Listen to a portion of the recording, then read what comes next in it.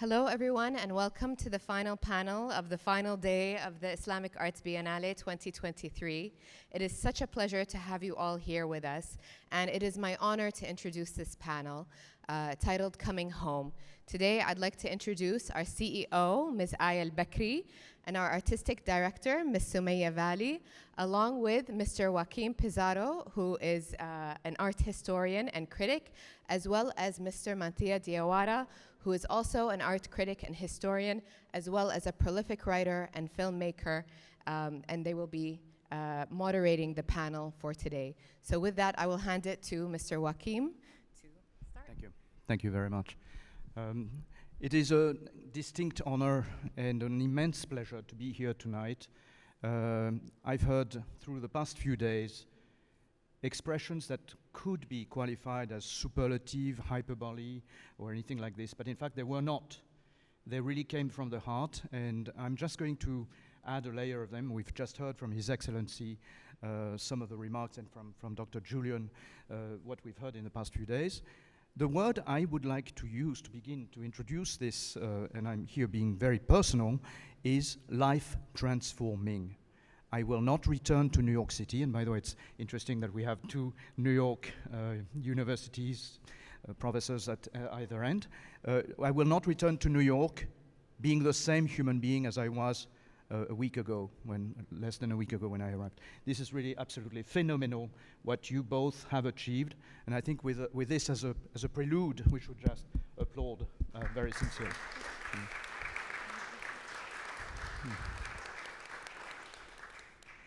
If I may begin with a small personal confession. I come from the philosophical world, art historical world. When I was around 15 years old, I was exposed to the father of modernity, whom I was told was Charles Baudelaire. And I forgot the quote, the famous quote I was supposed to learn by heart, but I'm going to share it with you today. Baudelaire says, modernity encapsulates the ephemeral, the fugitive, the contingent, but that's only one half of art. The other half is the eternal and the immutable. And my confession begins in the fact that this is exactly half a century ago that I learned this definition of the modern. I never understood it. How can you bring together the fugitive and the eternal? Well, these two ladies have brought us the answer. And this is absolutely phenomenal. And I'm absolutely, truly serious, sincere in the fact that, almost emotional, in the fact that you both have managed to conjugate two dimensions of time that are normally kept well apart, the fugitive and the eternal. And to that, again, I would like to personally applaud.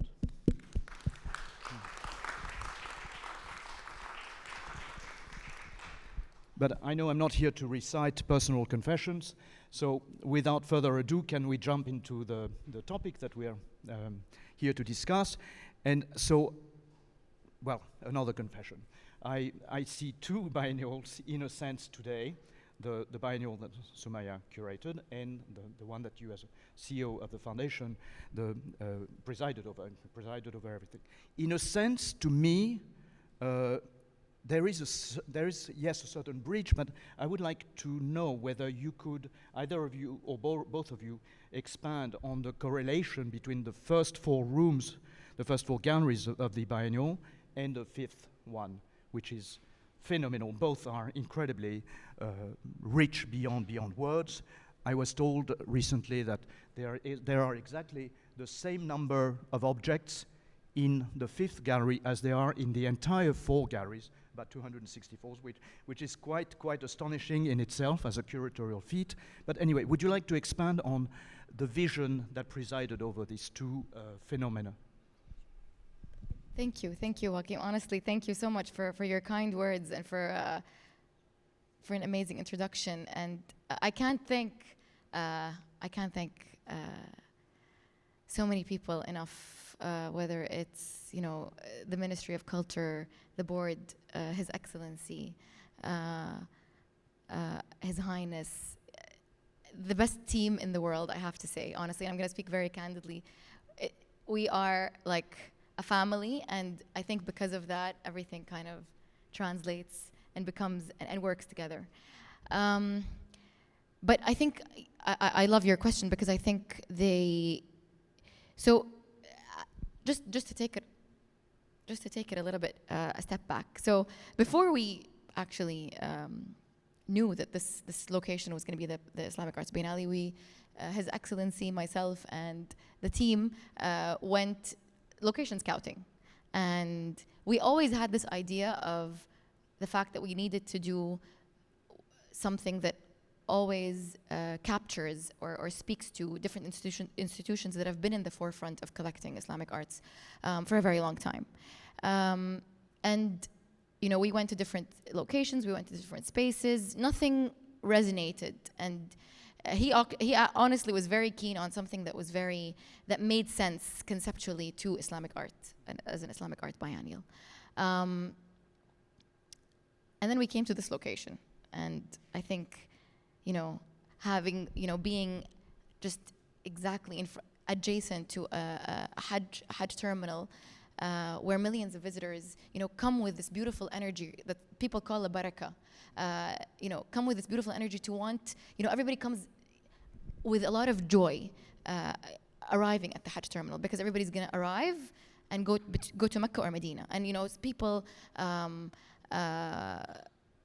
people come, you know, mid-age. Some people come, you know, yes, no, or very old, obviously. So it's you really can feel that energy, and I think also working on the project, even during the building phase, we really felt that energy. So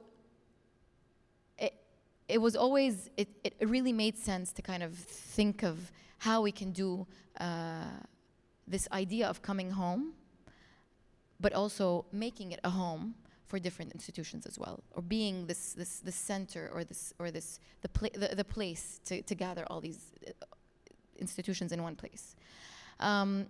So I'll leave Sumayya to talk about the artistic direction of the Awwal Bait, which means first house, but I think it also means the first house that you feel home at, and I don't think it's a physical place. And Al-Madar's first edition, which is this edition, is meant to be the nexus that Julian always calls it, that really gathers these institutions together in a way that, you know, one of the feedbacks was that we do a curated Madar. I love that idea, but I feel like how do we do it in a way that also gives the institution the freedom to curate their own space? You know, whether the idea is that in addition to, maybe we'll expand Al Madar and work with other institutions as well, and maybe that will become its own conversation and its own dialogue. Maybe we give it a more general idea as well, so that everybody can discuss different topics in their own way. So Al Madar was a beautiful journey. Honestly, we were lucky to work with the best institutions in the world. Honestly, things came about in a very and I don't know how things got easier, but some things got harder. It really was I don't want to cry, so it really was an amazing journey. So this show, I would say, or this building, will hopefully expand in the Islamic Arts Biennial. We will hopefully give different institutions hopefully bigger spaces as well, or maybe pavilions on their own. I don't know, we'll see. And I think this location gives it that idea, or can give it that feeling. So yeah. I think it's so beautiful, just I think reflecting on the past 2 days and listening to what everyone has said, seeing this incredible group of people here who also in a way represent the community of institutions that Aya is talking about, that the Diriyah Biennale Foundation team really envisioned this Biennale becoming a home for. And when I first heard about the project, the reason that I was so excited by it and that I was very adamant in taking it on, and I heard Rakan say earlier that Islamic art is a title that has been contentious and that was under debate even as we were working on the curatorial narrative throughout. But I also think that there was something in me that felt very strongly about this curatorial narrative, about the theme of Awwal Bait, about the idea of Islamic art, that there is this opportunity here in what the Diriyah Biennale Foundation has created to create new and definitions for Islamic art really for the future. If we think about all the definitions of Islamic art that we have and that we revere today, if we think about the traditions that we've inherited, they have evolved out of forms of Islamic culture. They never really, they didn't come from, they were not around at the time of the Prophet ﷺ. They really also evolved out of our ways of being. They evolved out of our ritual practices. They evolved out of people studying the faith and working with research that comes from deep places in our faith to further creative thinking and creative arts. And I think this is something that's incredibly relevant for today. We have grouped here amongst us people who come from the museum world, of course, in our panel that is reflected as well. And I think if we think about the project of a museum or the project of a biennale, it is deeply in crisis in the world. And this is because these forms don't really hold and represent all of our identities and who we are. And an opportunity like this presents itself in that it really can become a platform to think about what the future of a museum can be, what the future of a biennale can be, what kinds of audiences is it impacting, who is it speaking to, where do these values come from, whose lives are being reflected, whose stories are we telling, what media are we, I'm reflecting here, I guess, what many of us have been discussing over the days, but it really is an incredible opportunity to present ourselves from our perspectives on a platform like this. And it really has, also have been very emotional over the last 2 days, but it really has become a home for all of us. And I think it's now firmly a home for the Diriyah Biennale Foundation to invite many, many voices to become a part of this research, become a part of this legacy, to think about the future of Islamic arts.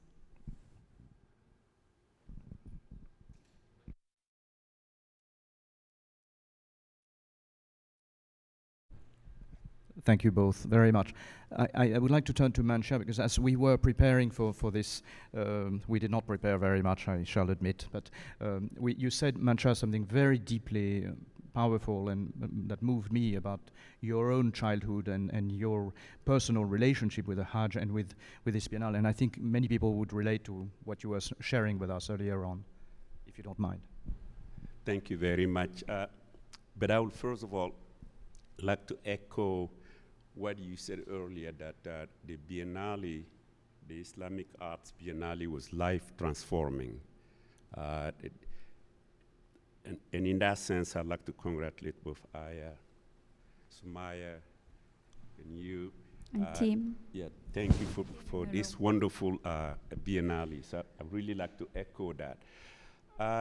It's life transforming for me. I'm coming from comparative literature, been teaching at New York University and in the US for the last 50 years, but I'm from Mali. So I got the invitation to come to the Biennale, and then I said, hint, hint. So the invitation, I'm thinking Mecca. If I get a chance to come to Saudi Arabia, I'm going to Mecca right away. So the day I arrived, with my wife, we arrived in the evening. And then I talked to the people. They said, oh, no, this is a bad time to go to Mecca because the pilgrimage is taking place. I didn't listen to them. I started talking to more and more people. But finally, they say you can go, but you have to go at 5 o'clock in the morning. Well, that was easy. So once I heard the music called the prayer, I got up and went. My wife did a lot of paperwork online and all these things. But anyway, I have seen the Biennale. You see the call to prayer. You see the cleaning. You see the salad. This is a childhood story for me. This is how I grew up in Mali and many Muslim countries. So it was, in that sense, what we call in literature a return narrative. I was coming home in a way. And growing up in Mali, your grandfather, well, your mother and your father, their mothers and their fathers, and their mothers and their fathers, because Islam has been in Mali, some would say through the Ghana Empire. The same year it arrived in Morocco, so 6th, 7th century. So the dream is to go to Mecca. This is the home, basically. So this is what was being played. So I said, I will accomplish this dream of my mother and father when I'm in Mecca. So I went to the Biennale, looked at the different stages. That was one homecoming. And then I went to Mecca. People were very helpful. And then went to Kaaba, and it was so moving to see, and this is my Black American experience, because I was telling you my Malian experience, my Black American experience coming from Malcolm X to Muhammad Ali, where you want to, Islam become something to reclaim your identity. You reclaim your identity against either racism or white supremacy or whatever it is, capitalism, whatever you want to call it. So Islam for us, in that sense, both in Mali and in the United States, is a culture. It's a spiritual movement. It's an ethos. It's a way of life, which is, maybe I'm very much lucky that both my Malian culture and my American culture met in those ways. And I said to myself, I started writing to everybody. I started taking pictures and sending to people. And I said to myself, we had for a long time let outsiders define Islam for us. It's time that we begin to reappropriate Islam and define it ourselves.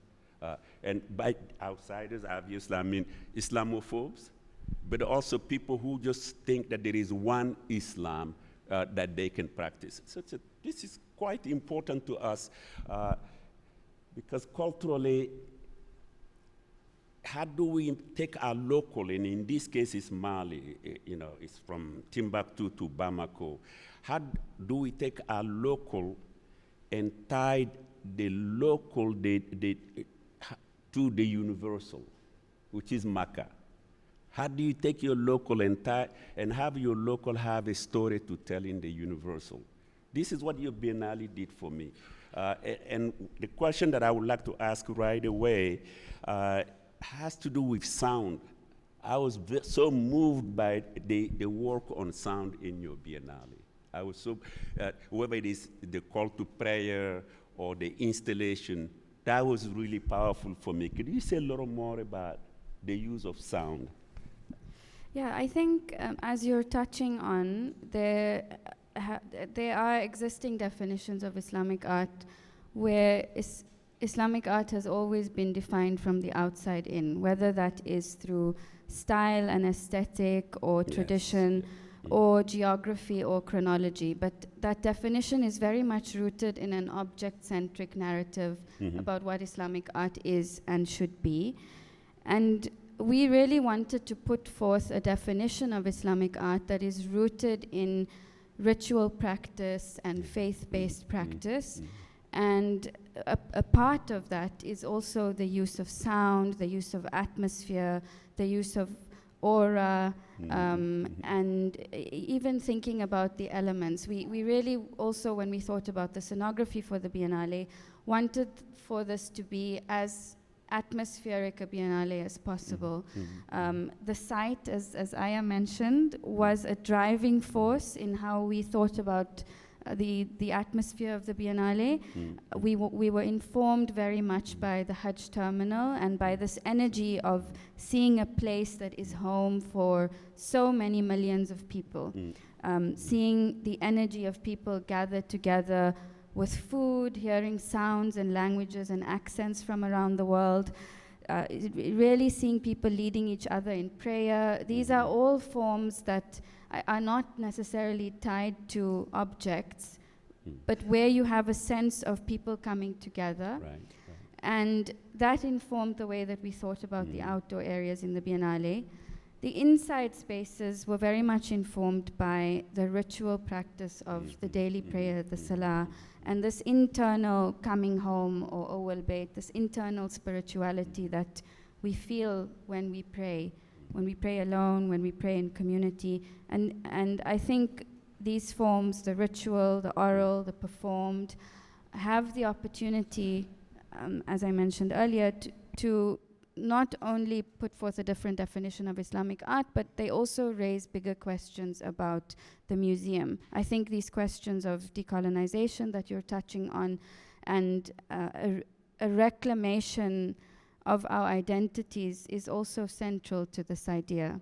And the inclusion of sound, the inclusion of different kinds of art forms has been very important in that right, that it's an expansion of a definition of Islamic art that we have. Shall I? Yeah. The fact that I'm crying and you felt that way only means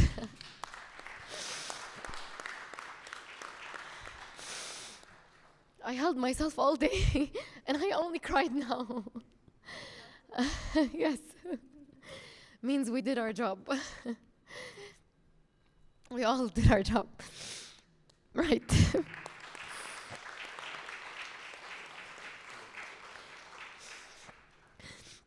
But you know, there is something that also I wanted to tell everybody. You know, the two people that we know of converted to Islam after the Biennale. And يعني, I can't tell you the different stories that we kept getting about people repracticing the rituals. So one of my friends came with her kids the other day and she told me I think they were 7 and 9 or something. And she called me after and she was like, you know that when we went back home, my kids did wudu purification and then they started praying immediately after the Biennale. And I was like, oh my God, it really is a different language when you speak to art is its own language, especially when it comes to children. And it's interesting how that translated to these two kids. And then one of our team members called us the other day and she was like, oh my God, a friend of mine came with his wife who was non-Muslim. And then after the Biennale, she converted to Islam. So, I mean, that's something I didn't think was even a possibility to happen and back to your point about us telling the narrative and telling the story, I couldn't agree more because, you know, I grew up in Jeddah. My family is from Jeddah. But Mecca and Medina and the practice, you know, and these two locations have a lot of ripple effect culturally, cross-culturally, from a civilization perspective. And I always tell everybody this story, you know, how both my parents, my grandmothers, one is Turkish, so they migrated, and the other one is Bosnian. And the reason, you know, I exist is you know, them moving to Saudi, marrying both my grandfathers and living here. But you know, when they were both my parents are from Medina, and back then there weren't so many, you know, hotels for pilgrims to stay at, so they would stay in people's homes. And if you had a 2-story home, you would stay in you would give your home, you would give the ground floor to the pilgrims, and the family would go back would go to the second floor, and they would stay for 3-4 months, 5 months, you know. and people would intermarry, people would learn different foods. That's why in Jeddah, especially in Jeddah, all our food is it's like a melting pot. Our foods are very different from different places. You have things from Egypt, things from Pakistan, things from India, things from so many different countries. A lot of trade happened because of Mecca and Medina, because of Hajj and Umrah. You know, you have a very famous story of the Alfonso mangoes. That's how it comes. That's how it started. You know, selling in Saudi. So not only is it also a very important spiritual practice, and kind of takes you back home from that perspective, but it also has that ripple effect that people really don't know. So it really is our chance to tell that story. And even if you take a specific object or a work, it's our turn to tell the story of that work in our own way as well.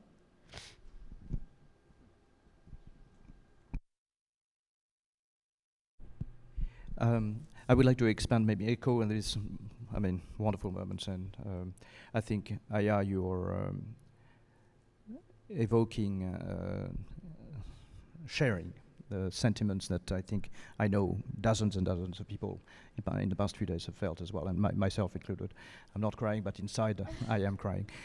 And I want to expand, let me bring back a little bit the history of, first of all, it's not the Islamic biennial, where the term is not an English term, it's an Italian term, Biennale.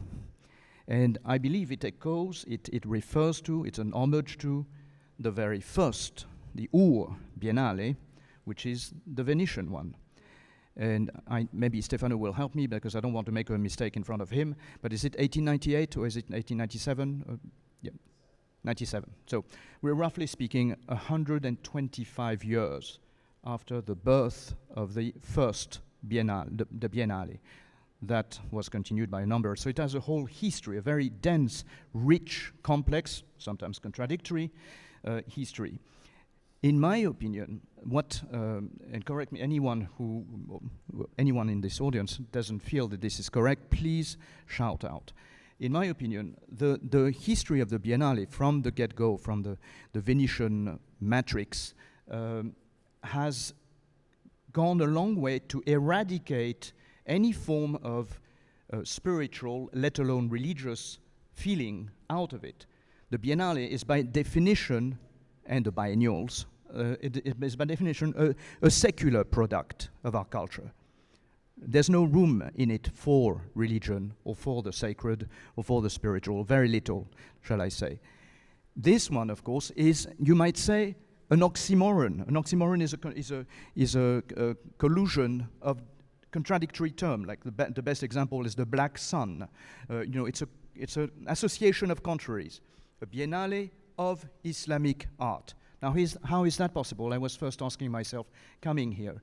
And in fact, the miracle that you all have produced here, Dr. Julian, of course, and so many of you, His Excellency, is really, yes, absolutely, Dr. Saad, the result is absolutely, mesmerizing.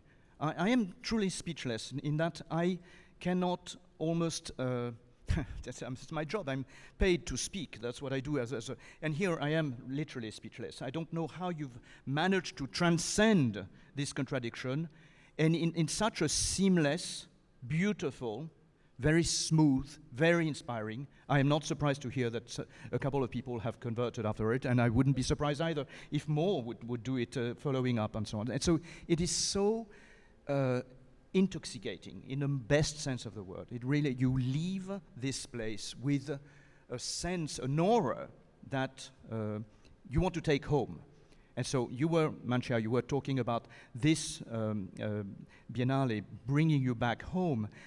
I am, symmetrically speaking, going to go home and talk to my family about it and talk to all our partners in New York about the fact of what they've been missing here. So I wonder whether either of you want to expand on this. I just wanna go to your point about biennales. So actually, basically, you know, in biennales around the world talk about art of the now only, and discuss issues of today only. And this biennale kind of has its own rules, and we don't have to follow any rules. And I think that's what makes it very special, is the fact that we can and we should have that conversation between the past and the future, past, present, and future. You know, if in gallery 3 you see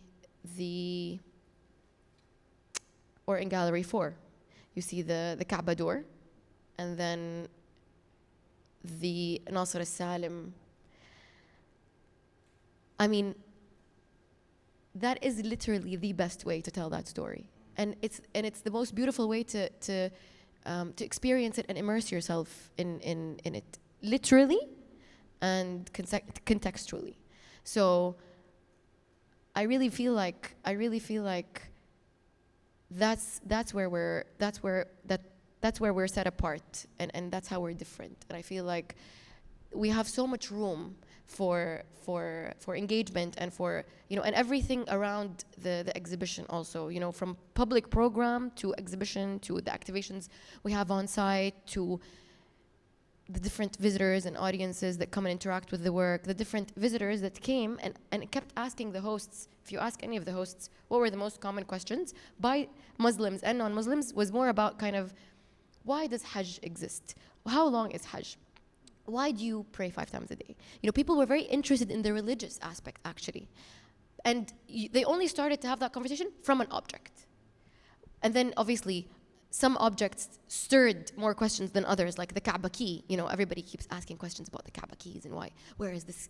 You know, there's one key that nobody knows where it is. You know, there's like, and this treasure hunt that we all had to do together, and so many conversations between the contemporary works and the Islamic objects that stirred more stories and more conversations as well. So I think I love that we kind of set a different rule for the Biennale world now. Yes, absolutely. Yeah.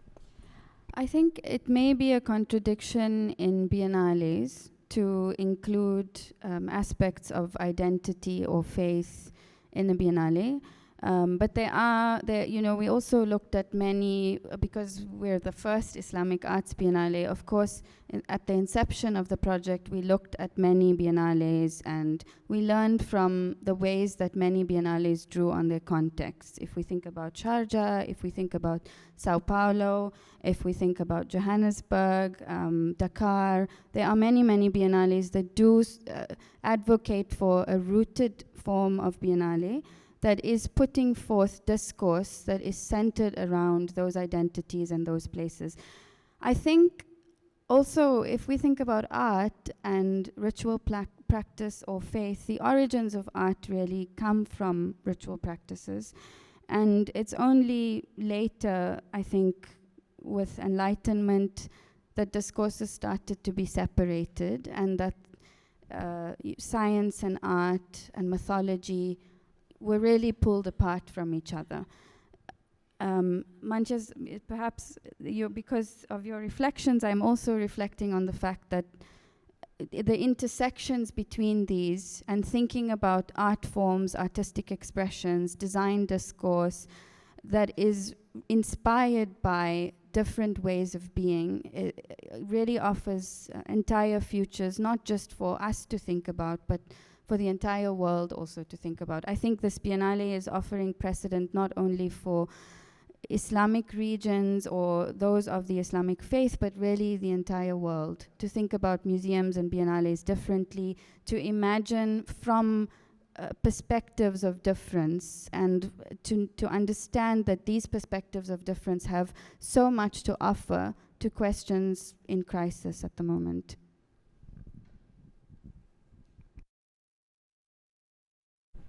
The conversion story is very interesting. It's not unique.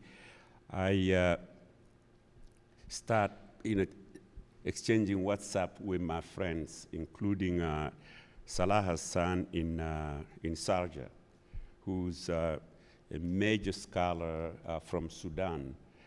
And I told him about my experience about homecoming and about Islam. Of course, he knows Islam. He's a much, much bigger scholar than I am, but I was just telling him about my experience.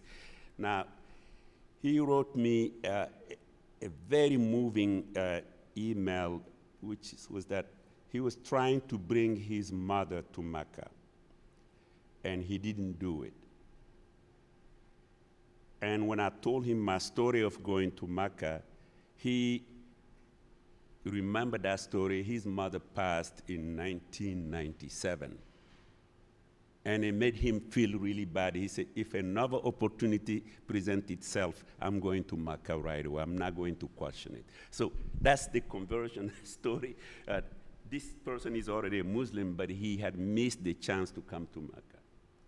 But that going to Mecca is part of coming to the Biennale. We even for the opening week, we had buses for all of the, and we the public programming team basically programmed trips that people would come to the Biennale, see the exhibition, and the next morning everybody went to Mecca. A lot of people went to Mecca. So it is something we want everybody, all the Muslims. I didn't wait to ask you.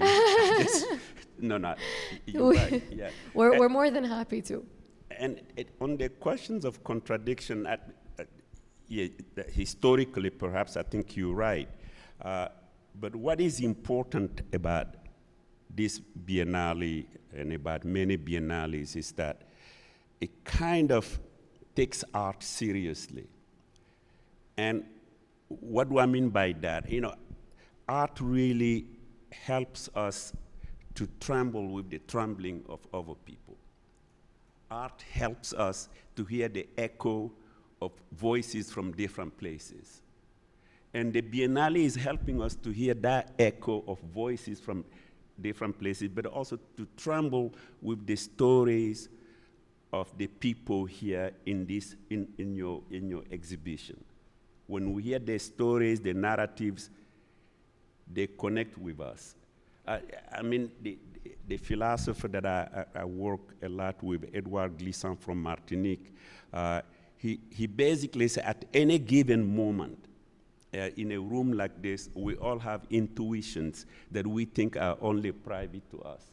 But if only we will share them, we will realize that we're thinking about the same thing people in Japan are thinking about, people in Mali are thinking about, and then we create a solidarity of intuitions. That's what the Biennale is capable of doing, you know, connecting us and bringing us in a solidarity that was repressed. People like myself in the United States, where you are forced to hide your Islam, you know. These help you bring that up, just as the Black American, Black Muslim revolutions in the 60s and 70s help Black people to express their spirituality, their feelings, and so on. So that kind of influence of the Biennale is really what stays with me. How do you use this Biennale for people to hear the echo of Islam? Yeah. Manthia, I salute you. I'm sure I'm not alone. This solidarity of intuitions. You're not the great writer that you are for no reason. This is really it could be the subtitle of this Biennale. This is absolutely beautiful. And a sort of philosophical, religious kind of equivalent of this would be communion. And especially, I'm so glad the first room you mentioned was the one with, the first concept you mentioned was the one of sound. And there's that particular room, I'm sorry, I forget the name of the artist, but where you feel you're entering into a heartbeat, and it's all about the breath and the being inside the praying energies of a body, but also of a collective body, and that's the essence. What you see when and my wife and I, I'm sorry for bringing up personal anecdotes, but we were lucky enough. We were hoping to go through Riyadh and see Riyadh, but we instead were coming through Cairo. And in Cairo, what happened was that there was part of the Hajj going on, and half the plane, the male population of the plane, had gone through the purification in Cairo, were coming on with their bathrobes on the plane, and it was, I mean, such an unbelievably moving and incredible introduction to what we were is expecting us here. So, Manthia, you're mentioning about the notion of the message of this Biennale, and I know that this is something that is very much a concern of what I've heard in the past few incredible, by the way, think tanks, panel discussions, breathtaking. And the key word, by the way, that's, I want to say this, because I've been to many biennials, dozens. I've never heard one of them where the key word of the organizers was, please, be critical. What did I do wrong? What did we do? What should we have done better? What are we going to do next that will improve the situation? Never have I heard such a message of humility, self-reflection, and modesty at the heart of on the part of the organizers. I have to say this. But so you set up a discussion, many discussions, Dr. Julian, Noor, or wherever she is, I don't know, and several of you just presided over some fascinating discussions. And one of the questions had to do exactly with what you were saying. And so you're reflecting on it, and it's fascinating from the person of a black American person who grew up. I'm, of course, not, but I have a message to take home, which is being a non-Islamic. What this Biennale has done for me, among others, is to burst open, explode all the layers of prejudices that we came by. Prejudices about Islam, prejudices about Saudi Arabia, both. I'm really absolutely sincere. I've never seen in all these dozens of biennials I'm talking about such a degree of inclusiveness, openness, invitation to share critical thoughts. And I promise you there were some, I witnessed some tables where the discussions were getting a bit heated. I see our note taker there who can testify to this. And this was all very welcome. And my hat to you. And so I'm going home with this message. Islam is one of the most open, inviting, welcoming, breathtaking, literally and metaphorically, religion, culture that you can think of.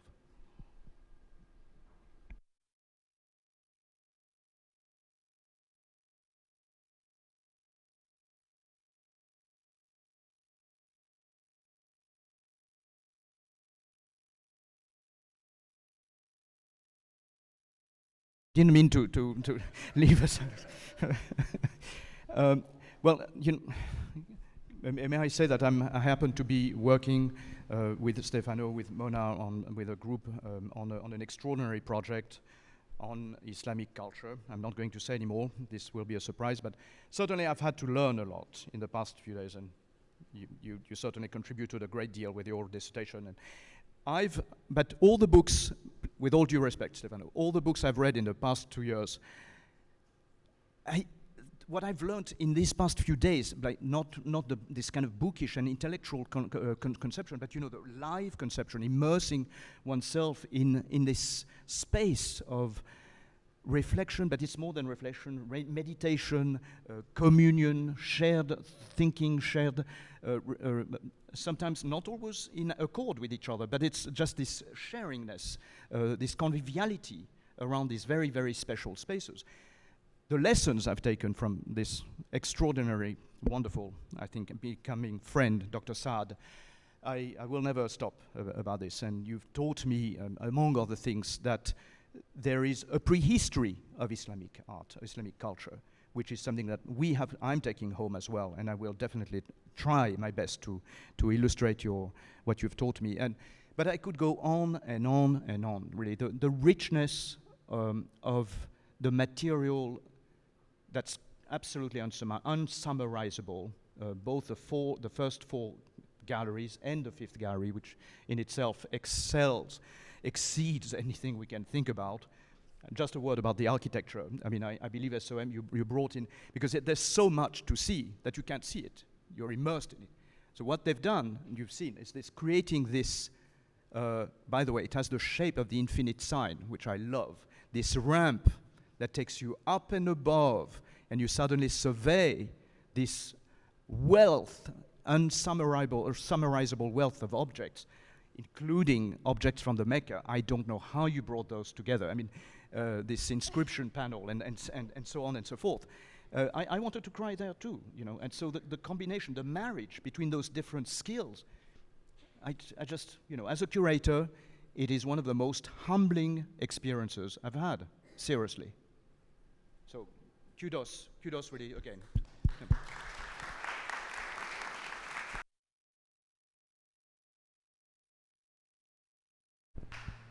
Well, I'd be remiss if I didn't. Be remiss. Yeah. I usually don't. I'm not a big nationalist, but I'm very, but I'm proud that Mali actually figured in the Biennale, and I have to mention that. So, yet, next to Azerbaijan, Tunisia, and so on, that's really an achievement. One has to say that. So I'm very proud of the work that, I'm not a Islamic scholar, I'm a culturalist in literature. So, but I was impressed that the echo of the work that they do was heard here in Saudi Arabia. So I'm really proud of that. So I had to say that. And usually, you know, I'm just not a nationalist. And I ask you also to pray for Mali at this moment. Okay, so, yeah, so I'll pass. Thank you. Can I tell you, Manthia, this is so interesting. Of course, I absolutely agree with you. And I was having breakfast the first morning. I was here with Surayan, the director of the Louvre Abu Dhabi, great Islamicist person herself. And the first thing she said is exactly that. She said, "Did you see that they have a whole section from Mali?" And as a French person, she said, "But do you know how dangerous it is to?" So.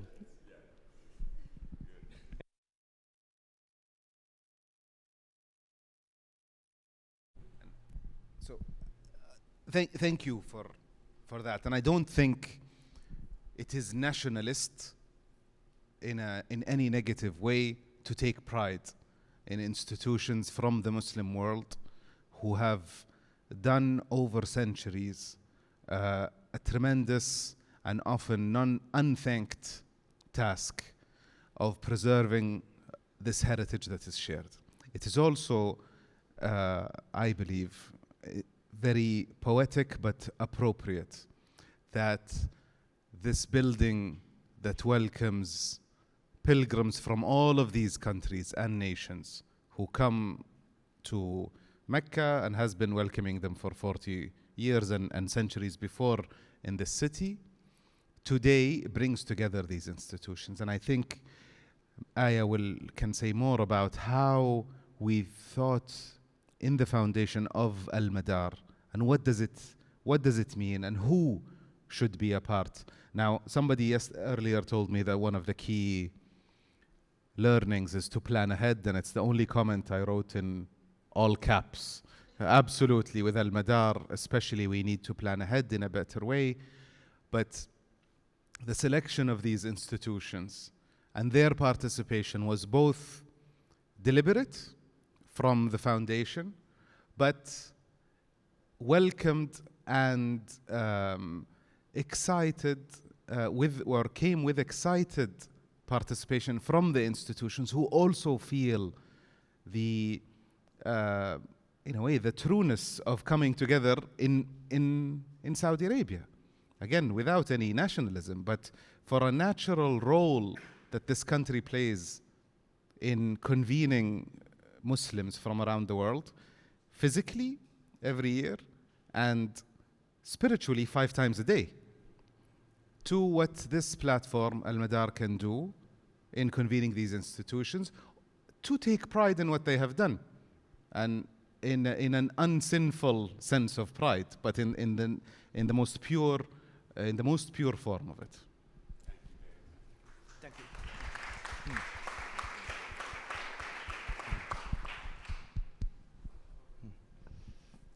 sorry, I dare not echo His Excellency's word, but maybe I can't stop it if you don't mind.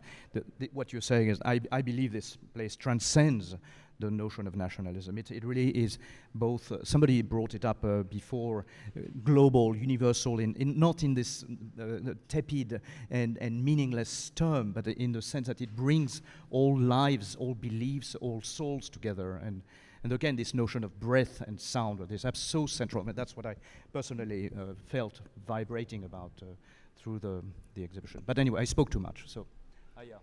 No, I just wanted to also mention something that was really interesting. It was the perspective of the pilgrims when they came. So we worked with the Ministry of Hajj, basically, that would organize the trips for some pilgrims either before they start or after. Normally it should be after, because they would have already set the intention and worn their ihram. Ihram is the white. So it's really, really interesting that they came for a purpose, and the purpose is to go to Mecca and Medina.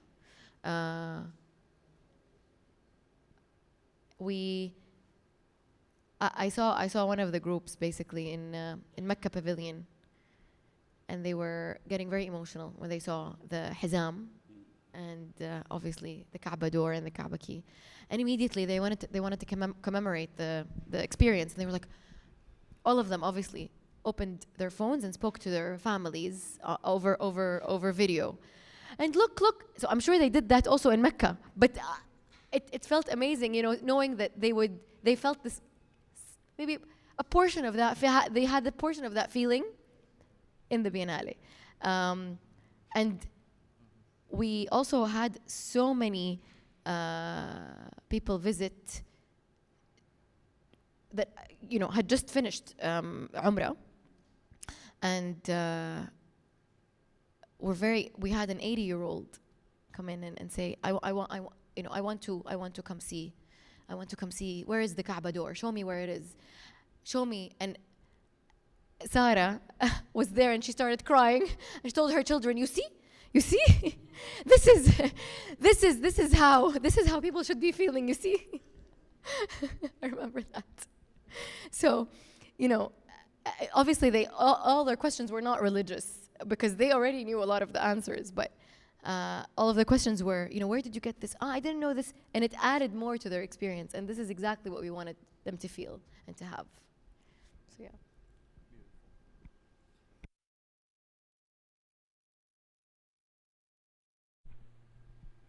So maybe this is a time where we can turn to the audience and share some of the questions. I do know for recognizing several faces that in the past few days there were less lots. Oh, okay, here we are.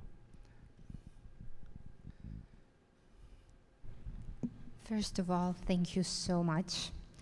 They say those who don't thank others don't thank God. But thank you for this amazing, amazing initiative. I've spent every Saturday in the Biennale since it's open. And I would like to build on some of what you've said in terms of an experience. For me, the Art Biennale was a very interesting experience growing up as a Muslim, but actually going through the halls and experiencing my own experience in these rituals. What is it like to externally live these internal rituals? And that was enlightening. It also provoked the question or the realization that Islam was hijacked for many years through political and different ideologies and media and so on. And I felt that the Islamic Biennale finally brought Islam to the people. It's from the people to the people, and that was very remarkable. We had few guests that came. I mean, each and every guest that comes has to come to the Biennale and Nakhil. So you made it very convenient.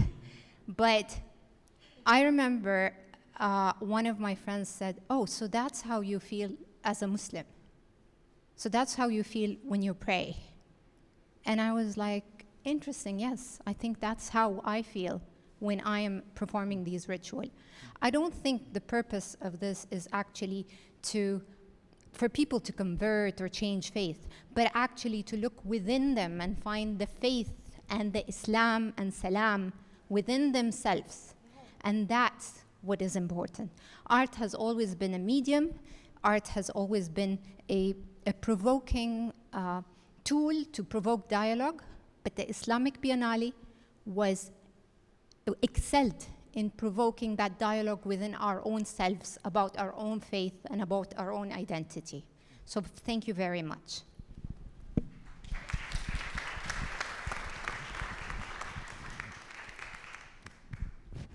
Sorry, just building up to Sufana's comments. So I come from a very different background. I'm non-Arab, non-Muslim. I've been living here for 15 years. So I think what's really, for me, the most, I've been to the exhibition twice, so I've seen every single room and every single pieces.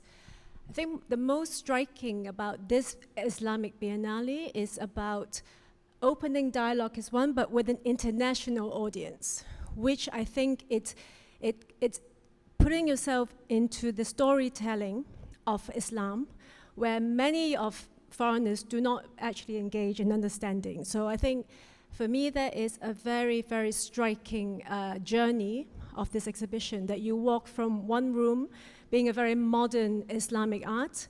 So the sense of feelings and emotions and sounds is through, as you said, the practice of the religion. And that sense is very, very strong in each of the pieces that you selected. And I really want to hear about each of the artists and how you come to the selection. But other than that, then you reach to the room where it's really about history, historical facts, historical artifacts. And I think the success of this Biennale, and I've been to others, is that you don't even have to read the caption to really understand what this exhibition is about.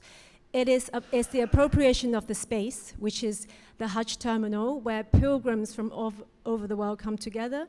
It's the appropriation of what the definition of home, which is a physical space, but it's also a very spiritual space. So I think the amalgamation of everything that comes together in this exhibition has been a very strong storytelling from not just an Islamic perspective, but a perspective that for us as non-Muslim to understand this journey. And I think I'm really grateful for you guys.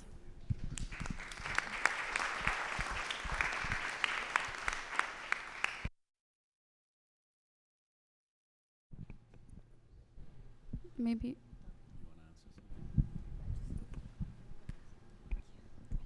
Hello, I'm Solkem Gambe, head of the Office of the Arts at Kauston, one of your partners. You may have touched upon this. I'm sorry, I was running a little bit late.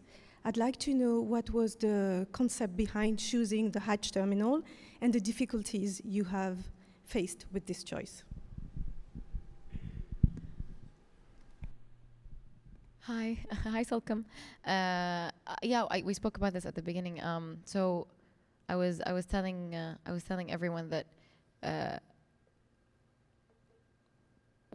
we were thinking about different locations, and His Excellency and His Highness, I think, had a conversation once about different locations that would resonate with the concept of Islamic Biennale. So one of the locations was the Hajj terminal as an idea, and I thought it was a impossible idea, honestly. I didn't think it was a possibility at all. And the first time actually we came to see the Hajj terminal, it wasn't this one. We were shown the other one, the existing airport that has, baggage belts and security and passport control, etc. And we were like, how are we gonna do a Biennale here? We can make it interesting, but we were lucky enough, and we're very grateful that we have the support to be able to actually use this space as the location of the Islamic Biennale. And I think it is the perfect location because it is exactly where everyone arrives before going to Mecca and Medina. So it captures that feeling of arrival and of coming home. And it all depends on where you find home. Maybe just to address some of the comments from earlier, I think we also were tasked, it felt like an a huge amana or a huge responsibility to think about the theme for the first Biennale. But this idea of Awwal Bait was precisely inspired by the location, the fact that this is the Awwal Bait. It is referred to with reverence as Awwal Bait or first house, but it is also, as His Excellency mentioned, free of boundaries in that it exists inside all of our hearts as the Awwal Bait. We refer to it 5 times a day when we pray. We turn our faces, we turn our directions to the Awwal Bait, and in doing so, we're joined with a community of people, past, present, and future, who do the same. So it's really this construction of a community through these actions, and that very much inspired the first part or the first chapter of Qibla, the sacred direction in the Biennale. And then the physical place is also a place of eternal welcome. In the reception hall of our Biennale, we often say, where's Dalia Lirada, that we're standing in the reception hall of the Biennale, but behind us is the largest reception hall in the world, the place that really welcomes people from all over to be at home, to express their cultures, to participate in a community that is much larger than ourselves in this physical location. And that, of course, inspired the second theme of our Biennale, which is Hijra. And I think we received many similar reflections about this Biennale being an invitation of Islam to people from outside of the religion. We also received a lot of feedback from people saying that they wish that this was in the Western world, so that it would really go a long way to deconstruct some of the stereotypes associated with Islam and Islamophobia.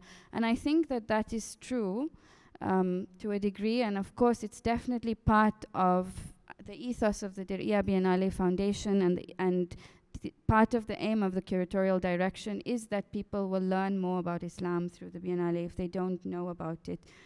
But I think we also can't underestimate and undermine that, like Sufana was saying, art, architecture, craft, our built environment comes from somewhere. It comes from someone's ideologies and someone's worldviews, and it's affirming our place in the world. Everything we have around us is telling us something about who we are. So to be able to see as a Muslim some of the reflections of our artists coming from a deep place of intuition, coming from a deep place of faith and spirituality, that is somehow affirming these primordial, intrinsic things that we grew up with as children. How to perform the ritual of Salah, the sound of the Adhan, these forms of community, generosity, sharing that we have with each other, things that we experience also in the public program put together by the Biennale Foundation. I think these are intuitions that and intelligences that come from Islamic practice, and our artists have brought those things to the fore. It's been an incredible honor to be witness to that and to be a part of that journey. But also, I just want to say, while we're doing all the applause to our artists who have really also gone such a tremendous way to realize and expand this vision.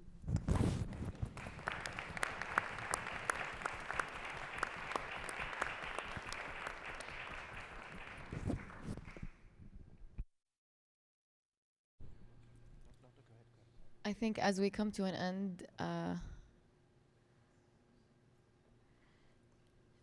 I want to say thank you to everyone. I want to say thank you to the curators. I want to say thank you to His Excellency and the board, and for your amazing leadership. I want to say thank you to the best team in the world. The best. Thank you to Farida for putting together such an amazing symposium with everyone's help. Thank you to everyone. I don't know how we're gonna survive crying today. Thank you for all that you are. I love you.